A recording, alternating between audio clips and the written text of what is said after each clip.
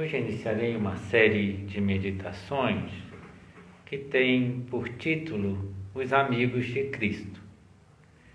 Essas meditações foram inicialmente pregadas em um longo retiro para fiéis do Opus Dei e agora vou adaptá-la para todos os públicos, como já havia feito com aquele curso sobre a vida de oração. E algo que se espera da primeira meditação de um retiro espiritual é que o pregador anime as pessoas a desejarem uma conversão de vida e a pedirem a Deus a graça de uma nova conversão. Por isso, o tema dessa primeira meditação é precisamente este, a conversão. E quando eu fui preparar esta meditação, eu recordei-me de um fato que vivi em Roma e que me chamou muita atenção. O prelado do Opus Dei, na época, Monsenhor Javier Echevarria, ia sair de Roma para fazer o seu retiro espiritual e reuniu os moradores de uma casa de formação chamada Cava Bianca, onde eu morava, e pediu-nos que rezássemos para a sua conversão no retiro. E imagino que esse pedido tenha chamado a atenção não só de mim, mas de muitas pessoas que o escutavam. Como rezar para que Dom Javier se converta? Mas o prelado já parece tão santo, tão sacrificado, tão atencioso, tão amoroso, tão bem-humorado. Uma conversão? Será que ele precisa de conversão?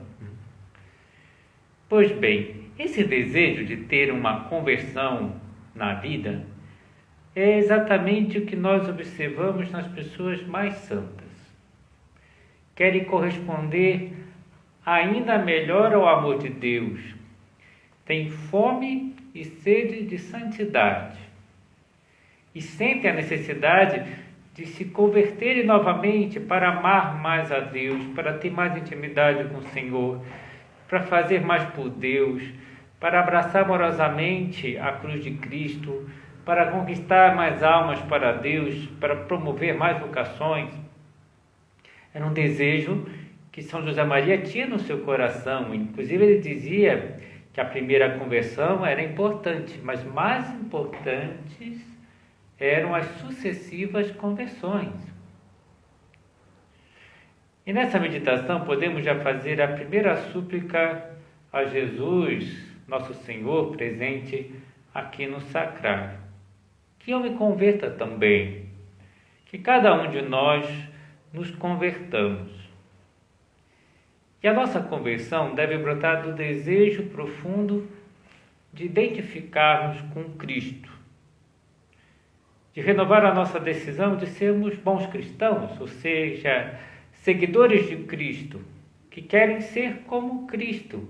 São José Maria vai dizer outro Cristo, o próprio Cristo. E sempre podemos crescer nessa direção. Não é verdade que o prelado atual do Opus Dei, Dom Fernando Caires, nos tem insistido na necessidade de colocarmos Cristo no centro da nossa vida? Penso que essa é a conversão que todos nós podemos ter neste ano, secundando o seu pedido. Colocar Cristo no centro da nossa vida, ter intimidade com o Senhor, ser amigo íntimo de Jesus Cristo. E daí saem todos os demais propósitos de melhora, de aproximarmos mais pessoas de Deus, pois no nosso coração arderá o fogo do coração de Cristo, que queria que esse fogo se alastrasse. Viveremos melhor a fraternidade, visto que Jesus nos pediu pessoalmente que amássemos os demais como Ele os ama. Seremos mais mortificados e sacrificados, pois teremos ânsia de salvar as almas que levou Cristo à cruz. Santificaremos o nosso trabalho, pois desejaremos entregar o mundo redimido ao Pai, fazendo tudo bem feito, fazendo tudo por amor. Teremos desejo de perdoar a todos, como Cristo perdoava. até mesmo perdoava quem lhe tirava a vida na cruz. Qualquer que seja a conversão que Deus nos peça neste momento da nossa vida, ela tem que brotar do nosso amor a Deus, da nossa intimidade com Cristo. E como chegar a essa amizade íntima com o Senhor, a ponto de colocar a nossa cabeça no peito de Cristo, como fazia São João, sentir os latidos do seu coração, aprender a amar e agir como Cristo? É a proposta dessa série de meditações que iniciamos hoje. Colocarmos-nos no lugar dos amigos de Cristo. E a partir de uma convivência íntima com o Senhor, descobrir as mesmas lições que os seus amigos aprenderam no trato cordial com o Mestre. Eu penso que todos nós, cristãos, gostaríamos, se fosse possível, ter conhecido e conversado com os amigos de Jesus Cristo na Terra.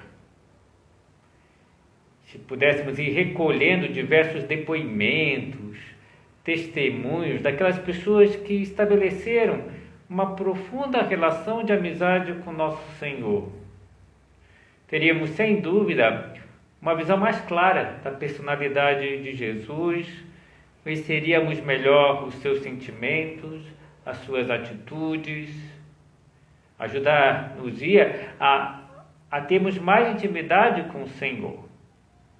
Só que essa bela experiência, infelizmente, não nos é possível, porque quase 2000 anos nos separam deles. Porém, muitas dessas experiências de amizade com Cristo, graças a Deus, foram transmitidas pelos próprios amigos de Cristo. Estão escritas nos Santos Evangelhos. E muitas foram transmitidas oralmente pelos primeiros cristãos, estão conservadas na sagrada tradição da Igreja.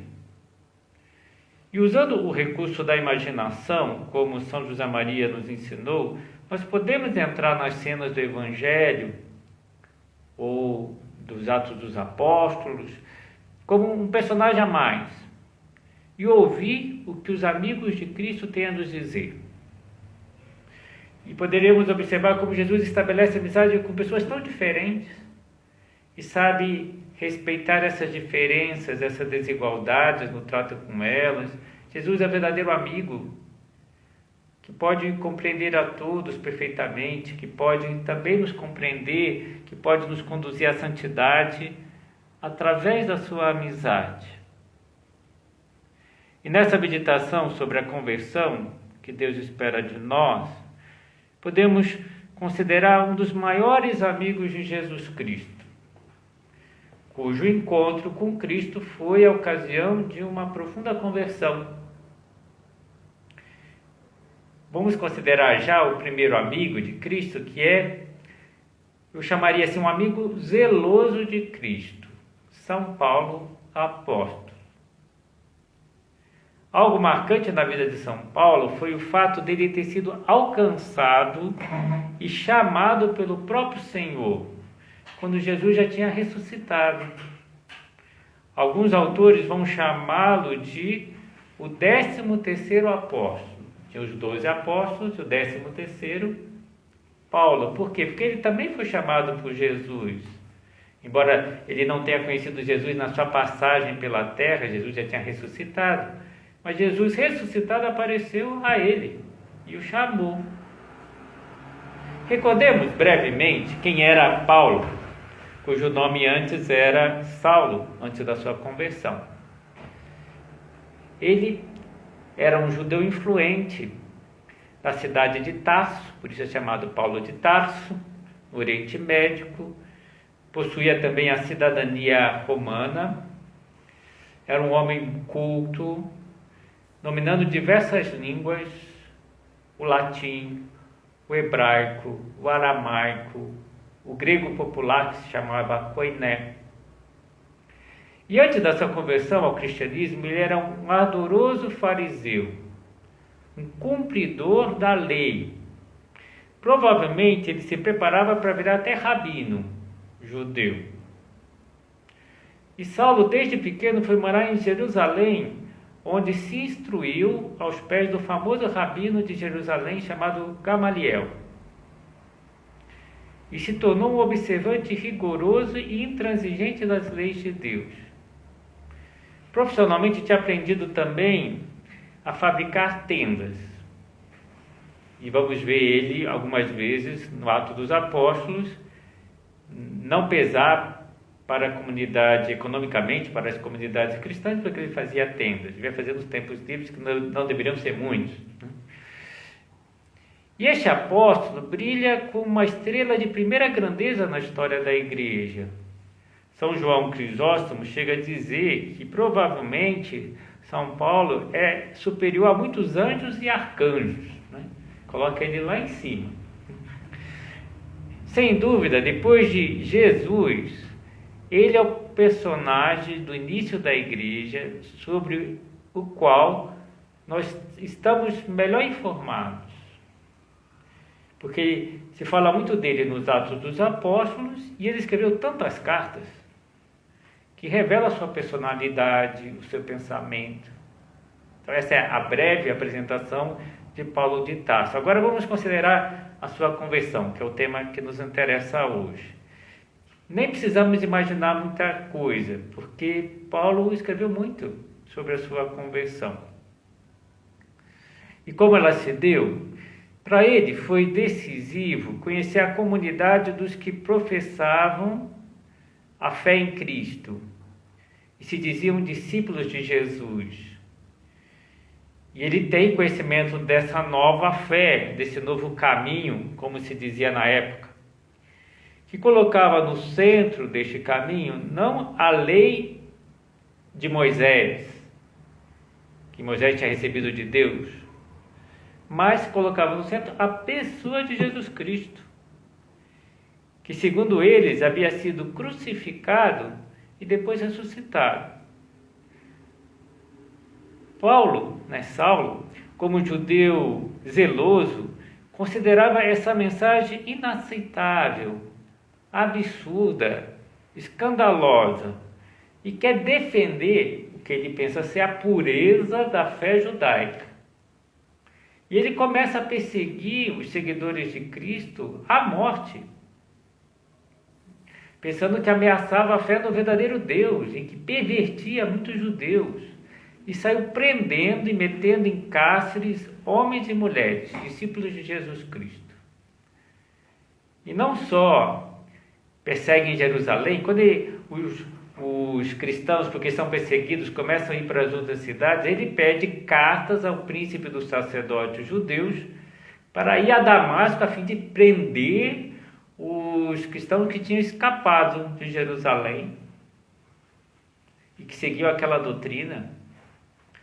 E foi precisamente assim, quando ele estava indo já para Damasco perseguir os cristãos, quando ele foi alcançado por Cristo e se converteu ao cristianismo, aquele cristianismo que ele perseguia. E como isso se deu, e podemos ler, estando a caminho, já próximo a Damasco, pelo meio-dia, de repente lhe cercou uma forte luz do céu, caiu por terra e ouviu uma voz que lhe dizia: Saulo, Saulo, por que me persegues? Imagina o susto dele. Quem és tu, Senhor? Porque ele percebe que Deus está lhe falando. E a voz lhe disse: eu sou Jesus de Nazaré, a quem tu persegues. Ele perseguia os cristãos. E Jesus disse para ele: perseguir os cristãos é como perseguir a mim. Ele estava perseguindo a Deus. Ele estava fazendo tudo errado, né? Porque ele queria defender a fé do verdadeiro Deus e ele estava atacando os seguidores da verdadeira fé. Deve ter sido um choque para ele. Ele não só estava indo pelo caminho errado, mas estava perseguindo aqueles que iam pelo caminho certo. Trêmulo, atônito, ele diz: Senhor, que queres que eu faça? É uma abertura de coração total, né? Estou fazendo tudo errado. Senhor, o que queres que eu faça? O que eu faço agora? Respondeu-lhe o Senhor: levanta-te, entra na cidade, aí te será dito o que deves fazer. Os seus companheiros encheram-se de espanto, pois viram a luz que tinha cercado Paulo, mas não viram ninguém, e nem ouviram a voz de quem falava com Saulo, com Paulo. Levantou-se do chão, abrindo, porém, os olhos, não via nada. Ficou cego, ofuscado por causa daquela intensidade, daquela luz que lhe encobrira, e tiveram que tomar pela mão. E, guiado pelos seus companheiros, chegou à cidade para a qual ele ia, Damasco. Esteve 3 dias ali sem ver, sem comer, nem beber. Pensa que ele só meditava em tudo que Jesus tinha dito para ele no caminho. Sem dúvida estaria muito arrependido de ter perseguido o Senhor. Tanto que depois de uma das cartas ele vai dizer isso: eu não sou digno de ser chamado apóstolo, porque eu persegui a igreja de Cristo. Tinha caçado os seguidores. Então ele só queria rezar, pedindo perdão pelo imenso mal que havia feito. Estando em Damasco, veio ter com Saulo um discípulo de Jesus, chamado Ananias. Então Saulo já tinha tido uma visão em que Ananias entrava na casa onde ele se encontrava, impunha as mãos sobre ele para que ele recuperasse a vista. Ananias também tinha tido uma visão com Saulo, em que Deus se revelava que tinha escolhido Saulo para levar o seu nome diante das nações, a todos os povos. E Ananias entrou na casa onde Saulo estava alojado e, impondo-lhe as mãos, disse: Saulo, meu irmão, o Senhor, esse Jesus que te apareceu no caminho, enviou-me para que recobres a vista e fiques cheio do Espírito Santo. No mesmo instante caíram dos seus olhos como umas escamas e recuperou imediatamente a vista. E nesse momento Ananias profetizou: o Deus dos nossos pais te predestinou para que conhecesses a sua vontade, visses o justo, ouvisses a palavra de sua boca, pois lhe serás diante de todos os homens testemunhas das coisas que tem visto e ouvido. Então, que reviravolta na vida de Saulo. E Saulo agora vai fazer mais do que todos os cristãos faziam até. Ele vai pregar como ninguém que Jesus é o Senhor, aquele quem ele perseguia.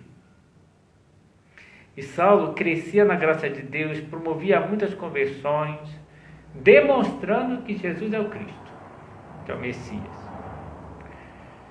E dessa meditação da conversão de Paulo, podemos tirar muitas conclusões. A sua conversão, a sua vocação, a sua missão veio de um encontro pessoal com Jesus no caminho de Damasco. Tanto que ele vai dizer: eu sou apóstolo por vocação, eu fui chamado por Jesus. Eu sou apóstolo pela vontade de Deus. Que não foi algo que ele pensou, bolou, planejou. Foi Deus que passou na vida dele. E tudo que antes era para ele importante, seguir a lei mosaica, passou a ser lixo, como ele vai dizer. Porque o que importava para ele é ter se encontrado com Jesus Cristo. O Papa Emérito Bento XVI, comentando essa cena, diz: a verdade que havia experimentado no encontro com o ressuscitado bem merecia para ele a luta, a perseguição, o sofrimento. E tudo isso ele vai sofrer na vida. Mas o que motivava no mais profundo do seu ser era o fato de ser amado por Jesus Cristo e o desejo de transmitir aos outros esse amor. Paulo era um homem capaz de amar, e todo o seu agir e sofrer só se explica a partir desse centro. Jesus. E aqui já surge um ponto para o nosso exame pessoal. Não será que eu estou me tornando um zeloso cumpridor de leis, de normas?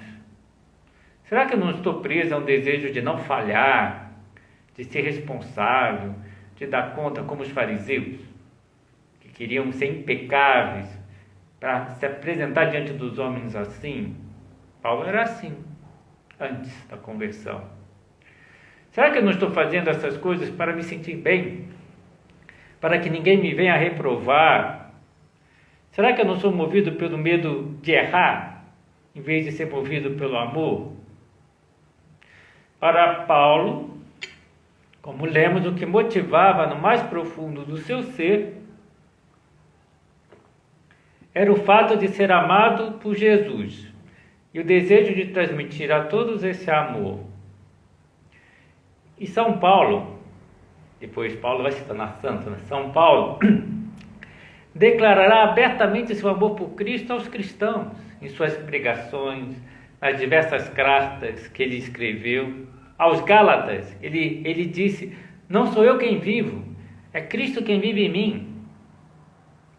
Aos Filipenses escreveu: para mim, viver é Cristo e morrer lucro. Lucro porque já está com Cristo. Tudo para mim que eram vantagens, considerei perda por Cristo. Na verdade, eu julgo como perda todas as coisas. Isso disse aos Filipenses, né? Em comparação com esse bem supremo, o conhecimento de Jesus Cristo, meu Senhor. Por ele tudo desprezei e tenho em conta de esterco, a fim de ganhar Cristo e estar com ele. E vai animar os cristãos a fazerem o mesmo. Vos considerais mortos ao pecado e vivos para Deus em Cristo Jesus, disse aos Romanos. Também aos Romanos disse: se vivemos, para o Senhor vivemos, se morremos, para o Senhor morremos. Como notamos nos escritos de São Paulo, que ele é um homem totalmente apaixonado por Cristo, porque ele teve uma experiência vital, um encontro pessoal com Jesus, que foi atrás dele, que declarou seu amor de predileção por ele.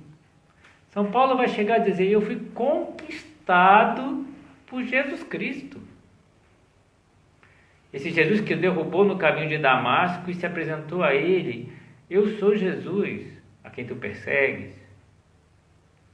E nós vivemos por Cristo? É o que nos anima, o que nos motiva, corresponder ao amor de Deus manifestado em Jesus Cristo. São Paulo chega ao ponto de dizer: minha vida presente na carne, eu vivo na fé do Filho de Deus, que me amou e se entregou por mim. É bonito que ele veja a vida de Cristo como algo pessoal. Ele me amou e se entregou por mim. Claro que Paulo sabe que entregou por toda a humanidade, mas ele vê do ponto de vista pessoal. Será que não é isso que ainda está faltando na minha vida? Deixar-me conquistar totalmente por Cristo. Entender que Jesus passou pessoalmente na minha vida e me disse: eu sou Jesus e venho ao seu encontro, eu te escolhi, eu te amei. Foi isso que Jesus fez com Paulo. Eu sou Jesus, que te amo. Não será preciso ainda compreender que a paixão e morte de Cristo é a maior prova do seu amor por mim, por cada um de nós, a ponto que nós possamos dizer como Paulo: Jesus me amou e se entregou por mim. Compreendo isso, que Jesus veio atrás de mim, como veio atrás de Paulo e o converteu. E vem atrás de mim, nessa meditação também, para que eu me converta. Para Paulo, o importante depois do encontro com Cristo não é mais seguir à risca regras, leis, mas imitar Cristo. Reproduzir na sua vida os sentimentos de Cristo. Mas para que tenhamos uma profunda conversão, é necessário ter a mesma atitude aberta, franca de Paulo, que também lhe digamos com toda a coragem e sinceridade: Senhor, o que queres que eu faça? Em que pontos eu preciso de uma conversão, de uma mudança radical?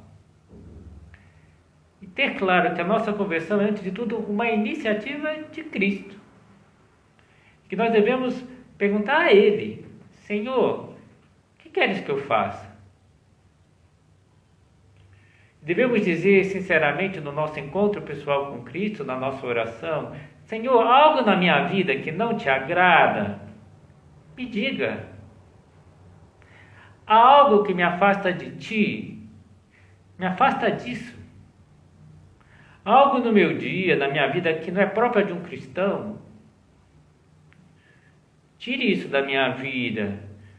Senhor, me dê uma sincera contrição.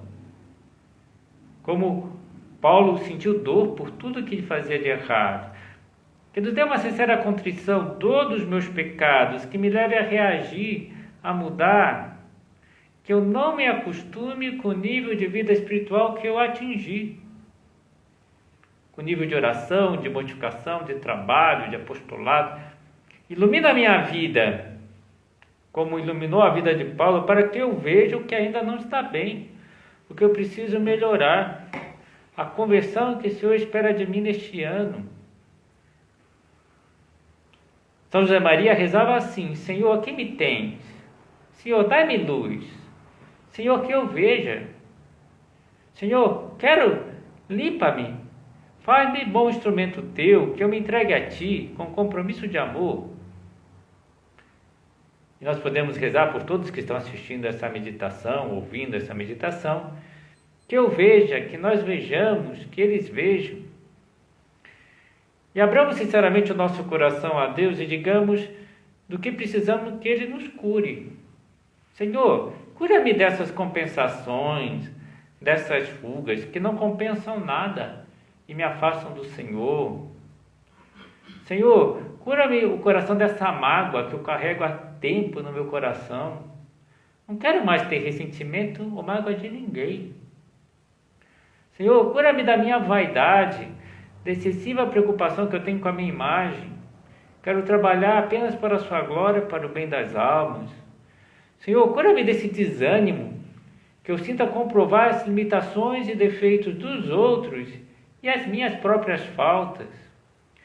Então, a nossa atitude tem que ser de total abertura da alma com Deus. Senhor, que eu veja. Repare o que Ananias disse a Paulo: Saulo, meu irmão, o Senhor, esse Jesus que te apareceu no caminho, enviou-me para que recobres a vista e fique cheio do Espírito Santo. E caíram dos seus olhos como umas escamas, e recuperou imediatamente a vista.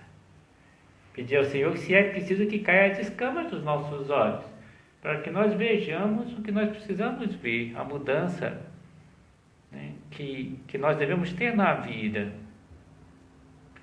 E terminamos a meditação com um conselho que São José Maria nos dá. Vivamos contentes. Eu estou contente.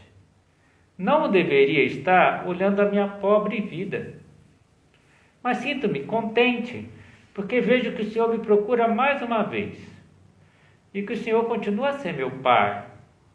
Sei que vós e eu, decididamente, com o resplendor e a ajuda da graça, com a luz de Deus, com a ajuda da graça, veremos que coisas temos que queimar, e as queimaremos, que coisas que temos que arrancar, e as arrancaremos, que coisas temos que entregar, e as entregaremos.